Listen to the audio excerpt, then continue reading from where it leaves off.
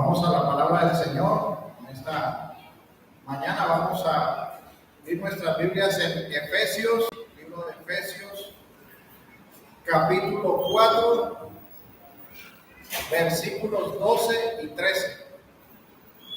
Efesios, capítulo 4, versículos 12 y 13. Dice así la palabra del Señor: a fin de perfeccionar a los santos para la obra del ministerio, para la edificación del cuerpo de Cristo, hasta que todos lleguemos a la unidad de la fe y del conocimiento del Hijo de Dios, a un varón perfecto, a la medida de la estatura de plenitud de Cristo. El Señor añada bendición a su palabra. Vamos a orar. Bendito Padre Celestial, Rey de Reyes y Señor de Señores, glorificamos tu nombre en esta mañana, la cual nos acercamos delante de ti a través de tu santa palabra. Tu palabra que es verdad, que es útil para redarguir, para instruir en justicia, para prepararnos para toda buena obra. Palabra que guardamos en nuestro corazón para no pecar contra ti. En ella estamos fundamentados como iglesia para avanzar y caminar, Señor, delante de tu presencia. Te pedimos, Señor, que nos guíes y nos ilumines con tu Santo Espíritu en este sermón y en este estudio de tu palabra, para que tu palabra sea predicada, para que sea tu nombre glorificado y para que podamos ser edificados por la palabra que aprendemos. Gracias, Señor, porque todo está en tus manos, tú eres soberano y tú haces todo conforme a tu voluntad. Te damos gracias en el nombre de Jesús. Amén. Continuamos, mis hermanos, con el estudio de Efesios, los sermones sistemáticos de la carta de Pablo a los Efesios. Y en este día, para iniciar, quiero que pensemos en que desde el principio nuestro Dios creó todo en una forma perfecta, en perfecto orden.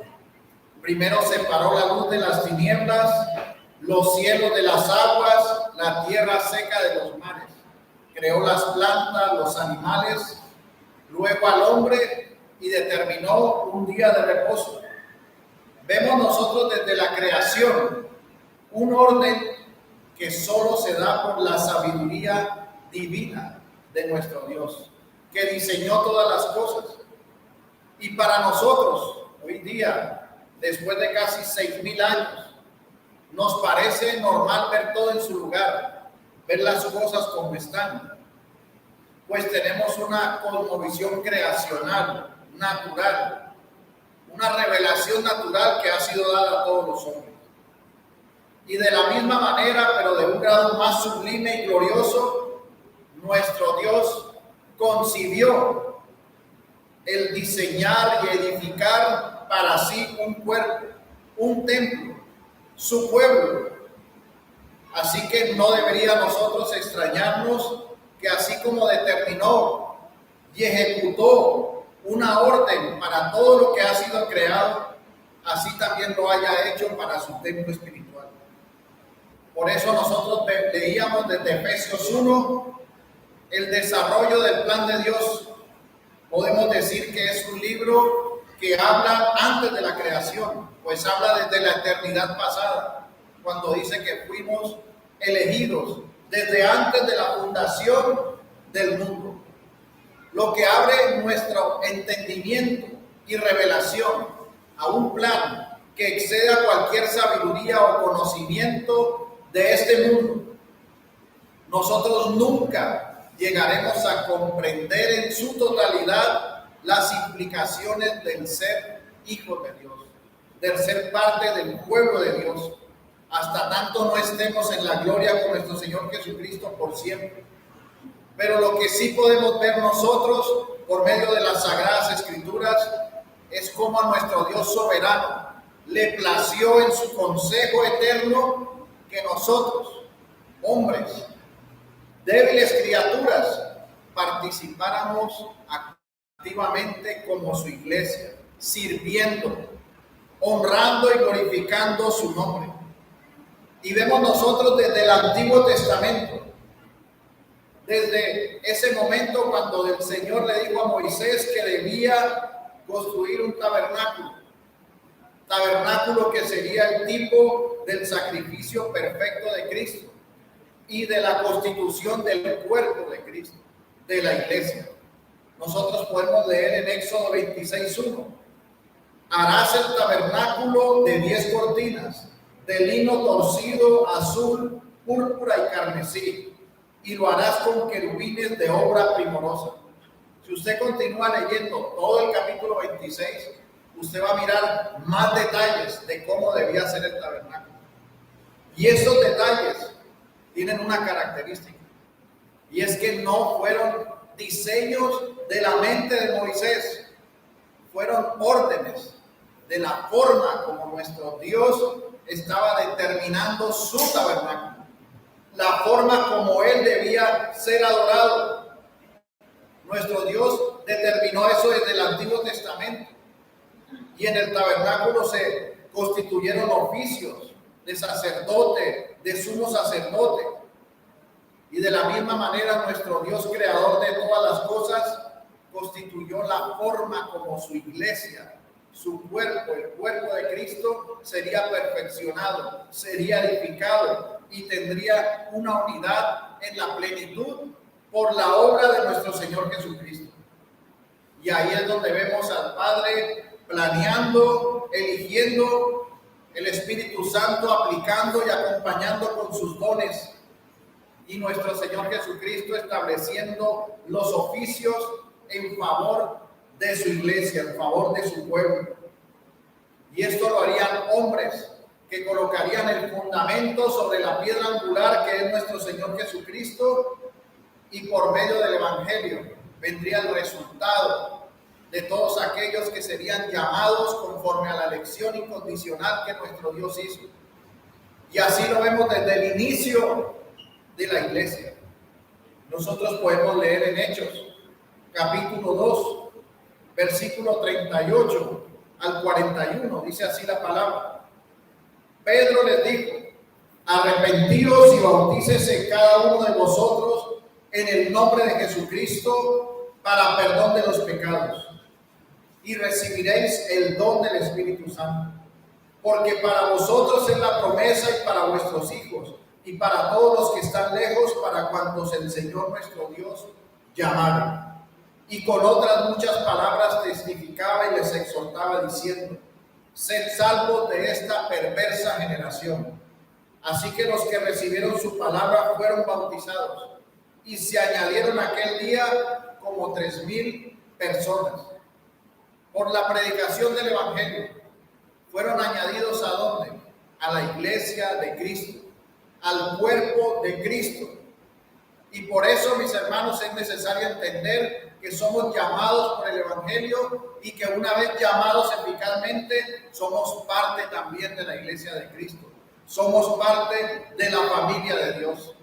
Pero al ser parte de la iglesia del Señor, nos es necesario ser equipados, perfeccionados para caminar en la vida nueva. Y esa es la tarea de los ministros de Cristo. Para este tiempo, los pastores, maestros, evangelistas.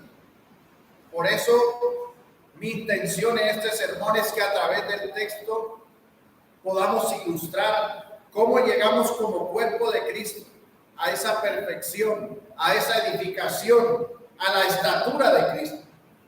Por eso les pido que me acompañen esta mañana en este sermón que he titulado La edificación de la iglesia de Cristo. Y lo he dividido en la forma natural del texto en 3 puntos. El primer punto: ¿cómo somos perfeccionados? El segundo punto: ¿cómo se edifica el cuerpo de Cristo? Y el tercer punto: la unidad en la plenitud de Cristo. Vayamos pues al primer punto: ¿cómo somos perfeccionados? Mis hermanos, la mayor y primera perfección sucede en nuestra vida cuando somos elegidos por nuestro Dios y cuando somos llamados eficazmente por el Evangelio. Pues esta nueva vida en Cristo es el punto de partida de la perfección. ¿Por qué razón? Porque nos da una unión con Cristo. Por eso señala la Escritura en Efesios capítulo 1, versículo 3. Bendito sea el Dios y Padre de nuestro Señor Jesucristo, que nos bendijo con toda bendición espiritual en los lugares celestiales en Cristo, según nos escogió en Él, antes de la fundación del mundo, para que fuésemos santos y sin mancha delante de Él, en amor, habiéndonos predestinado para ser adoptados hijos suyos por medio de Jesucristo, según el puro afecto de su voluntad. Por lo tanto, el ser elegido y ser santo y sin mancha es el inicio de la perfección de nuestra vida. Un nuevo corazón que ha sido establecido en la nueva vida en Cristo. Entonces la pregunta es, ¿por qué, si como dijo el apóstol, ya somos nuevas criaturas, debemos ser perfeccionados en la obra del ministerio? ¿Por qué debemos seguir siendo edificados? ¿Por qué es necesario que sigamos creciendo como creyentes? Bueno, el texto nombra las razones y nos lleva a los responsables de esa labor. Como creyentes, como nuevas criaturas, hemos sido hechos santos, separados para Dios, apartados para Dios. Pero tenemos en nosotros un remanente de pecado. Y llegamos al cuerpo de Cristo, a la iglesia, con ese remanente de pecado. Y nos es necesario hacer morir todo lo terrenal en nosotros. Esto es por medio de la palabra, por medio de los medios de gracia que nuestro Dios ha establecido. Pero en este punto está mostrando a los responsables de la iglesia.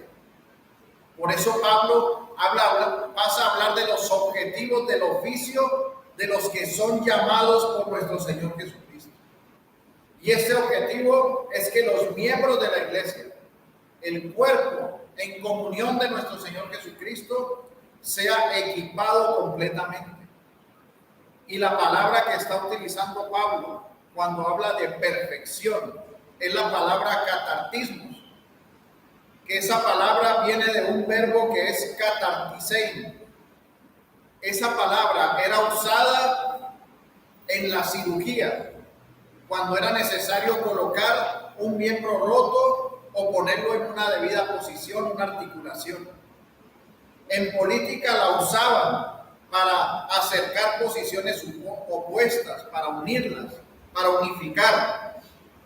Y en la palabra también es usada para unir, para arreglar. Nosotros tenemos ejemplos bíblicos como Marcos 1:19, donde dice: pasando de allí un poco más adelante, vio a Jacobo, hijo de Zebedeo, y a Juan su hermano, también ellos en la barca, que remendaban las redes. Esa palabra remendaban es la misma palabra que hace referencia a perfeccionar, es decir, a completar, a preparar, a capacitar, a unir.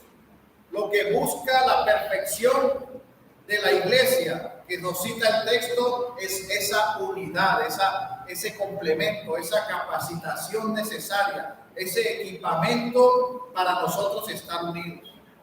Tenemos otro ejemplo en Gálatas 6:1, cuando dice: hermanos, si alguno fuere sorprendido en alguna falta, vosotros que sois espirituales, restauradle con espíritu de mansedumbre, considerándote a ti mismo, no sea que tú también seas tentado.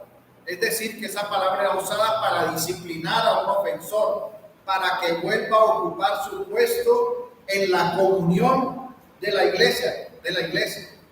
Entonces, ¿cuál es la idea de la perfección? La idea es poner algo en las condiciones debidas. El oficio que el Señor estableció, los que Él constituyó, que vimos en el sermón pasado, apóstoles, profetas, pastores, maestros y evangelistas, tienen como fin colocar las cosas en su debido lugar, armar la iglesia en comunión, en unidad en nuestro Señor Jesucristo. Por eso esos oficios fueron instituidos por el Señor Jesucristo, para asegurarle a los miembros de la iglesia, a los miembros del cuerpo de Cristo, el ser instruidos, el ser guiados, el ser cuidados, buscados para que no se desvíen, para que puedan llegar a lo que nuestro Dios ha determinado que lleguemos a ser, como lo señala primera de Pedro 1:16, porque escrito está: sed santos porque yo soy santo. Así que, amada iglesia, estos oficios instaurados nos establecen la base en la palabra del Señor, para que seamos equipados mientras somos parte de la iglesia militante, la iglesia que está aquí presente, la iglesia de Cristo. Nosotros sabemos que la iglesia universal es perfecta. La iglesia universal es sublime. La iglesia universal es la que está constituida por todos los verdaderos creyentes que el Señor ha llamado. Pero nosotros tenemos las iglesias locales, donde nos vemos nosotros como el cuerpo de Cristo. Nos podemos ver aquí mismo los unos a los otros. Y cada uno de nosotros tiene diferentes dones, tiene diferentes capacidades, pero también tiene diferentes debilidades, diferentes pecados con los que luchan. Y la idea de los oficios instituidos por el Señor es guiar a este cuerpo para que pueda hacer lo que el Señor lo ha mandado a hacer, para que tengamos unidad, comunión los unos con los otros, para recalcar el servicio de los unos a los otros. Debemos considerarnos los unos a los otros como superiores a nosotros mismos, porque hemos sido llamados a servir, no a ser servidos. Así que nosotros debemos entender que eso es lo que se está buscando con la edificación de la iglesia. Pues mientras estemos en este mundo, estamos luchando frente al mundo, frente al diablo, frente a la carne, con este remanente de pecado. Pero en medio de todo eso está la promesa de nuestro Señor. En Mateo 28:20, enseñándoles que guarden todas las cosas que os he mandado, y aquí yo estoy con vosotros todos los días hasta el fin del mundo. Por lo tanto, estamos con nuestro Señor, presente en la vida de cada uno de nosotros, presente en la vida de la iglesia, presente con su palabra segura y eterna. Y nosotros, mis hermanos, tenemos que entender que con Él a nuestro lado, con su palabra, nosotros sí podemos ser equipados para ir en una constante perfección, día tras día.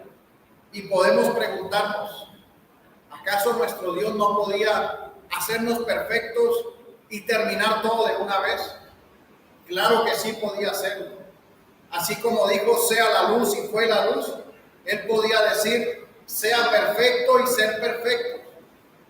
Pero a nuestro Dios, en su infinita sabiduría, le plació, le agradó que este equipamiento se hiciera por medio del ministerio de hombres débiles, pero santos en la nueva vida en Cristo, regenerados, vivos por Cristo y para Cristo. Y en su perfecta voluntad, la iglesia, todos nosotros estamos llamados a obedecer y a hacer conforme el Señor lo ha establecido.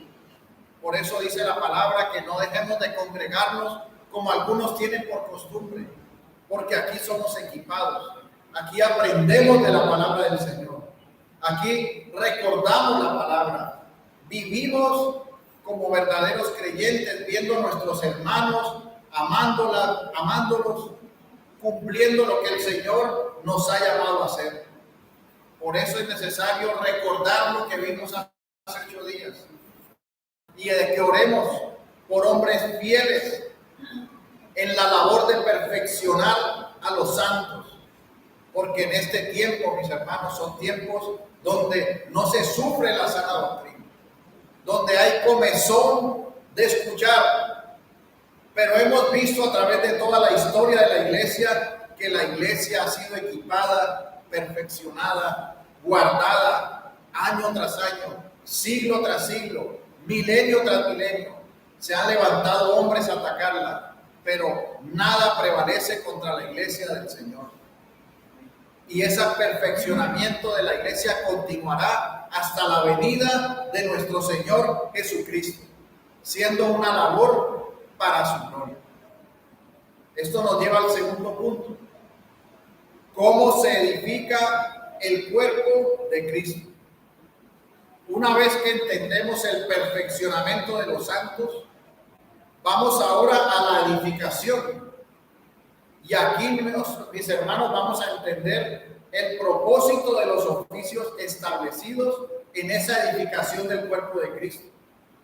Pues en relación a los apóstoles y profetas, ellos están presentes a través de ¿qué? De los escritos inspirados, a través de la palabra de Dios. Nosotros vemos que los profetas escribieron lo que el Señor les mandaba que escribieran. Y los apóstoles fueron inspirados para escribir lo que el Señor les mandó que escribieran. Y la iglesia se ha edificado en la palabra de Dios. La iglesia no se ha edificado en las visiones. La iglesia no se ha edificado en las palabras que alguien se soñó, que le dijeron por un sueño. No, la iglesia se ha edificado en la palabra inspirada de Dios. Así como en la creación se creó todas las cosas por la palabra de Dios. Asimismo, la iglesia es edificada por la palabra de Dios, por las sagradas escrituras. Esta es la forma en que se edifica el cuerpo de Cristo. Pues lo que edifica la iglesia es la palabra y no los milagros. Leamos Hechos capítulo 20, versículos 31 y 32. Dice así la palabra. Por tanto, velad, acordándoos que por 3 años, de noche y de día, no he cesado de amonestar con lágrimas a cada uno. Y ahora, hermanos, os encomiendo a Dios y a la palabra de su gracia, que tiene poder para sobreedificaros y daros herencia con todos los santificados.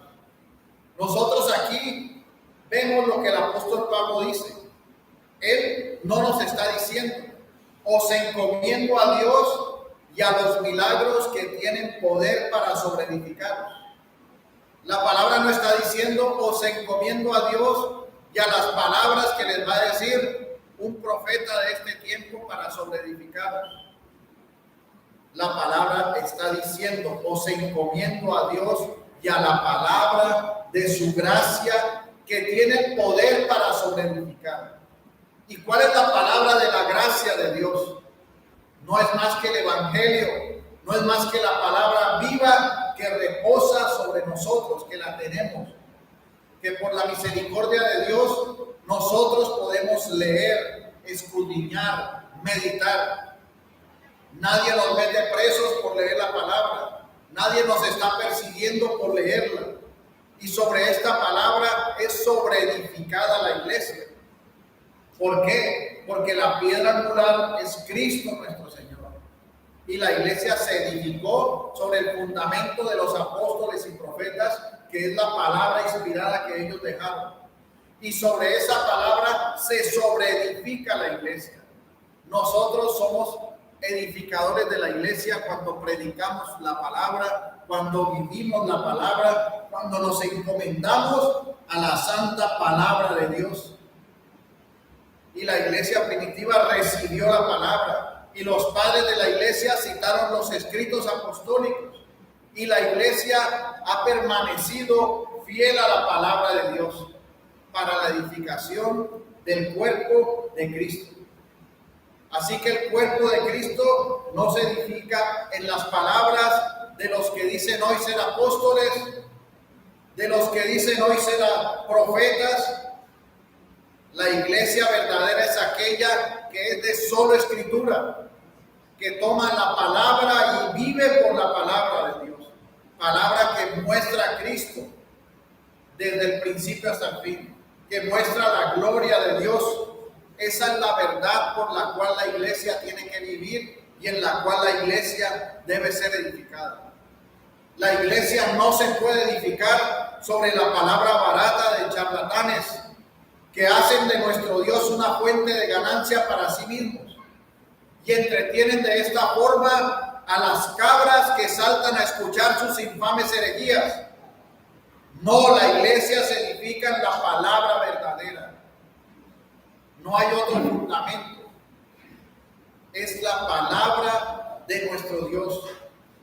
Y esa palabra en la cual la iglesia se edifica firmemente le ayuda para que no sea fluctuante, para que no ande por ahí vagando, sino que haya firmeza en la inerrancia y en la eficacia de la palabra de nuestro Dios.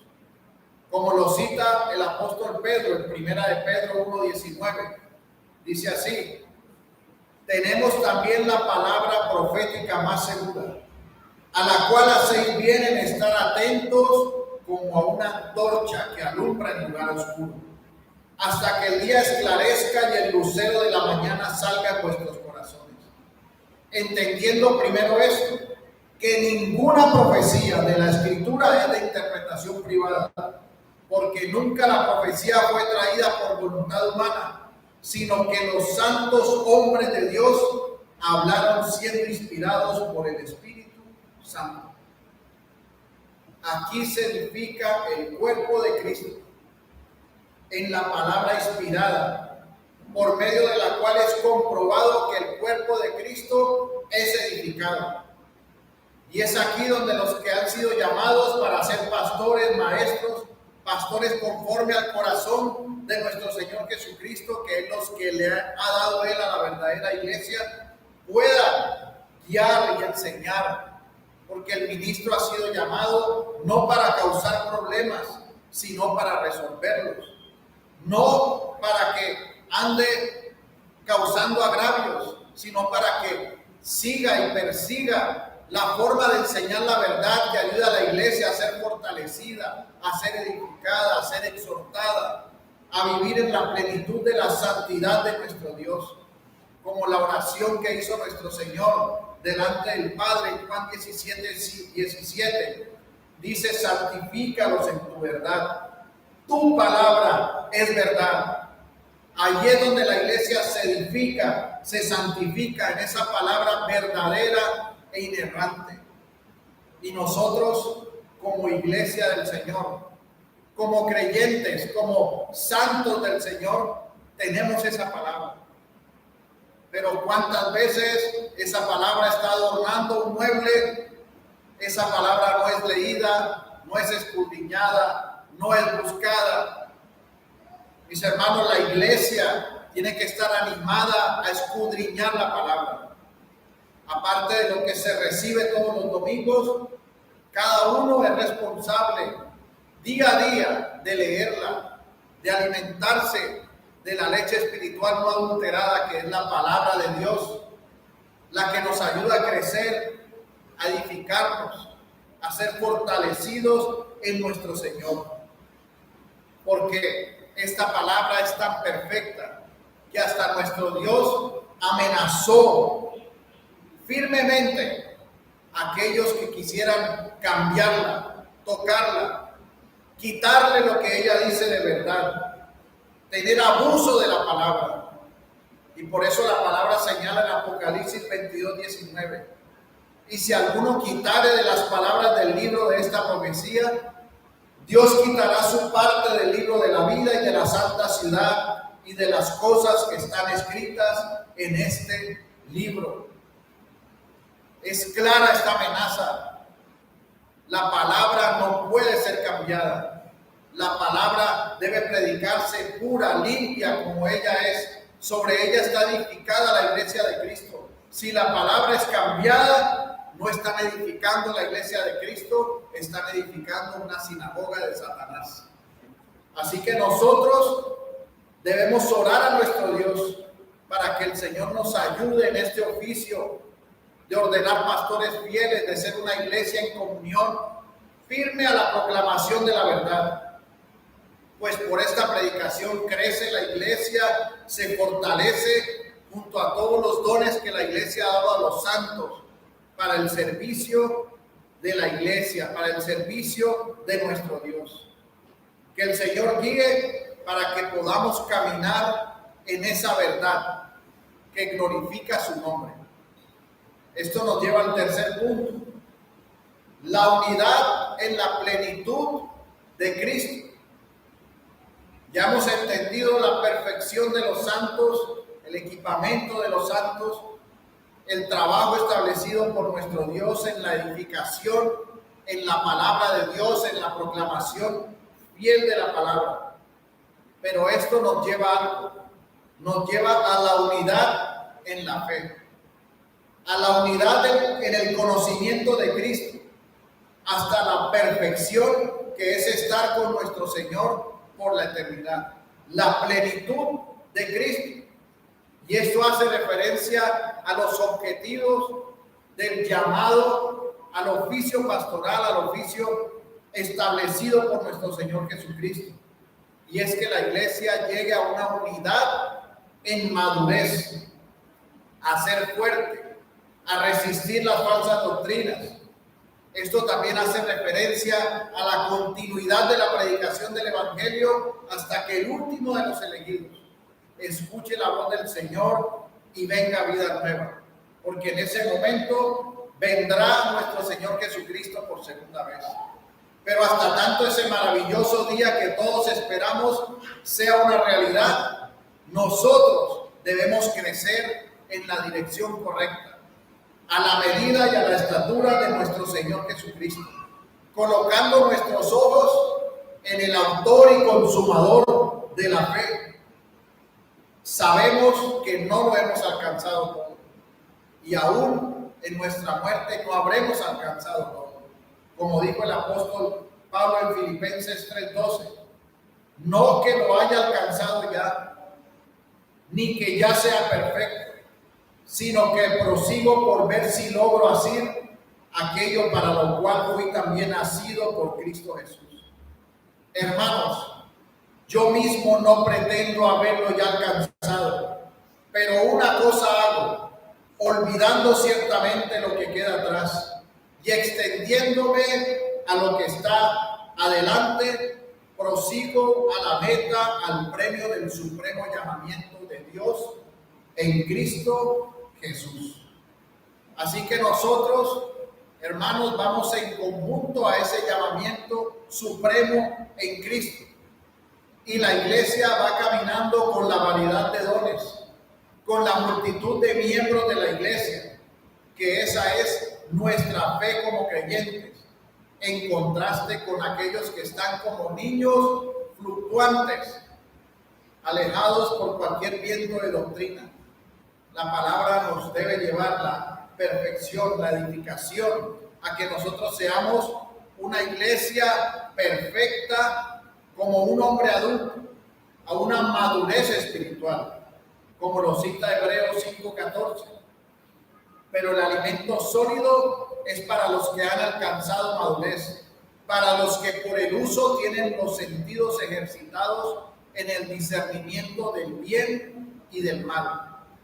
Y 1 Corintios 2:6, sin embargo, hablamos sabiduría entre los que han alcanzado madurez, y sabiduría no de este siglo ni de los príncipes de este siglo que perecen. Así que como iglesia avanzamos en la unidad hasta obtener la madurez de un adulto, en contraste con el estado de niños, maduros, sólidos, con sabiduría, con discernimiento. Pero para tener esto, la iglesia tiene que ser edificada en la palabra, en la verdad de la palabra. Una iglesia edificada en el entretenimiento nunca podrá ser madura. Una iglesia edificada en que el hombre es el que debe ser complacido y no hacerse las cosas para la gloria de Dios, nunca podrá tener madurez. Lo que hará será desviarse del sentido y de la verdad a la cual el Señor lo ha llamado. Y asimismo, la unidad de la fe se refiere a la unidad que pertenece a la fe. Es decir, la madurez espiritual de la iglesia, que es necesaria para guardar la unidad del espíritu en el vínculo de la paz, como lo señalaba Efesios capítulo 4, versículo 3, que es la introducción principal a todo lo que estamos viendo ahora, cuando dice solícitos en guardar la unidad del Espíritu en el vínculo de la paz. Y en los versículos 4 y 6, Pablo define la unidad del Espíritu en un cuerpo, un espíritu, una esperanza, un Señor, una fe, un bautismo, un Padre, es decir, la unidad enseñada por el Espíritu, la unidad de la fe, que se refiere a una unidad enseñada y requerida por medio del Evangelio que se ha revelado, ha sido revelado el Espíritu de Dios. Así que esta unidad en Cristo busca la madurez espiritual de la iglesia, hasta alcanzar la plenitud del que lo es todo en todo, de nuestro Señor Jesucristo. Así que, iglesia, debemos estar gozosos, firmes, seguros en Cristo. Somos la iglesia del Señor, la que Él compró con su propia sangre.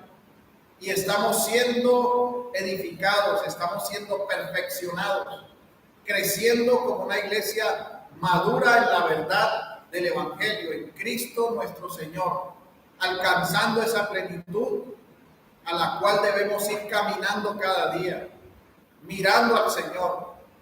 No nos desviemos mirando las cosas de este mundo.